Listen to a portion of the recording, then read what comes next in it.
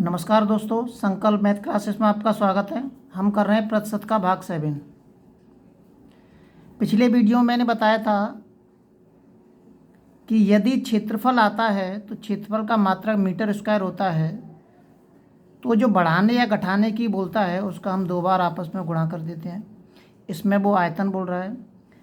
देखिए, यदि एक घन की भुजा को 10% बढ़ाया जाता है तो उसके आयतन में कितने प्रतिशत की वृद्धि होती है। इसमें कह रहा है आयतन। ध्यान रखना है, यहाँ पे घन की जगह वो कुछ भी दे सकता है, इससे हमें कोई मतलब नहीं है। आपको केवल ये देखना है आयतन और क्षेत्रफल।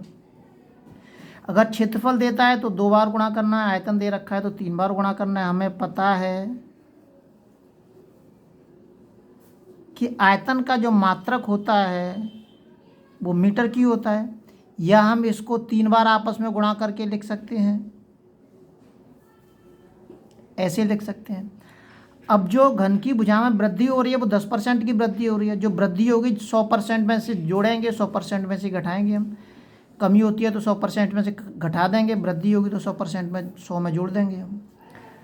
तो 100 में जोड़ देंगे इसको 10 को, तो ये हो जाएगा 110। अब इसका आपस में 3 बार गुणा कर दीजिए। 110, 110, 110, 0 से 0 कट जाएगा। लेकिन ये वाली 0 को हम काटेंगे नहीं, इस वाली 0 को हम पॉइंट के रूप में रख देंगे। 11, 11 और 11 तीनों का आपस में गुणा करेंगे तो पता है हमें इसका घन 13 31 होता है। इसको हम पॉइंट के रूप में रख देंगे। 1 0 है तो 1 अंक के बाद पॉइंट लग जाएगा, 2 0 होंगे तो 2 अंक के बाद पॉइंट लग जाएगा। अब ये 100 से कितना ज़्यादा है, 33 पॉइंट के 31 ज़्यादा है, तो इसका मतलब इसके आयतन में कितने प्रतिशत की वृद्धि हुई, 33 पॉइंट के 1% की वृद्धि होती है। बहुत सरल है ये सवाल। TET, super TET, SSC, police के एग्जाम में आ चुके हैं, और इनको करने से जब ये ऐसा दिखता है हम इसी से डर जाते हैं कि ये घन दे रखा है, ये वर्ग दे रखा है, और इसको देख के हम डर जाते हैं। बहुत सरल सवाल है। अगला सवाल देखते हैं।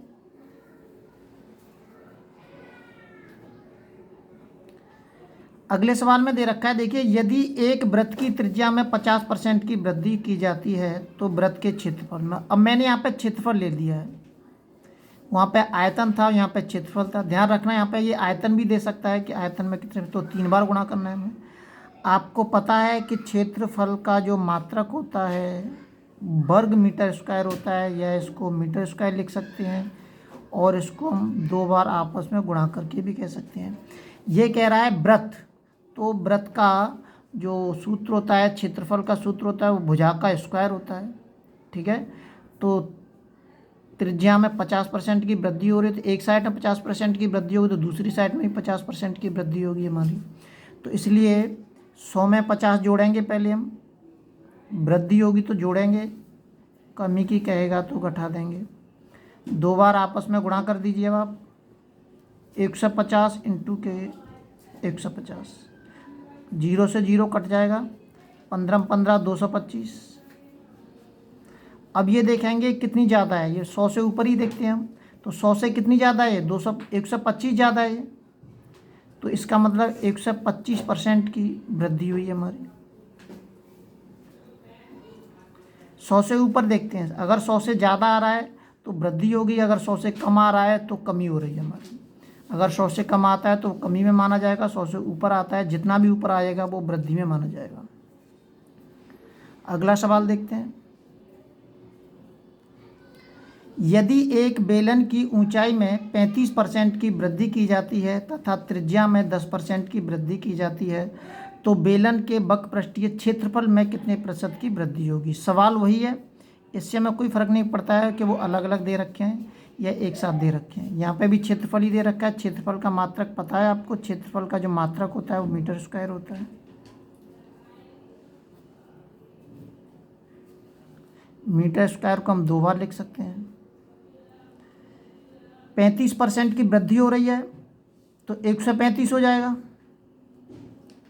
और 10% की वृद्धि हो रही है 110 हो गया। अब इस 0 को काटने के लिए तो कुछ है नहीं यहाँ पे, तो 135 का 110 में गुणा करेंगे, गुणा करना पड़ेगा हमें, तो सीधा 11 का इसमें गुणा कर दीजिए, या अलग अलग कर लीजिए। 11 पन्ना 55, 55 की 5, हाँ 16 5, 11 तिया 33, 33 और 5 कितने हो गए 38, और 11 एकन 11, 11 और 3 14, एक जीरो यहाँ कितनी आ जाएगी, ये आएगा 14,850। ठीक है, अब हम इसमें कितने का भाग देते चले आए, पहले अगर कट जाती है तो ठीक है, अगर नहीं कटती है तो हम क्या करते हैं 100 का भाग देते हैं, अगर नहीं कटती है तो हम 100 का भाग देते हैं, जीरो से जीरो काट देंगे,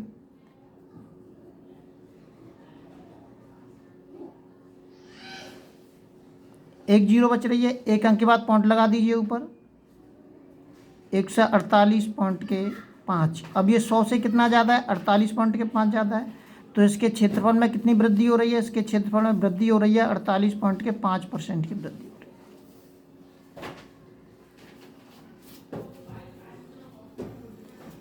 इस तरीके से कैसे कोई सा भी सवाल आता है हम इन्हीं विधियों से करेंगे और ऐसे ही करेंगे। ध्यान रहे कि ये वाले सवाल कई बार आ चुके हैं पेपरों में और आते रहते हैं, आप ध्यान से अच्छी तरह से समझ के करें इन सवालों को, बहुत सरल हैं और प्रैक्टिस करते रहें।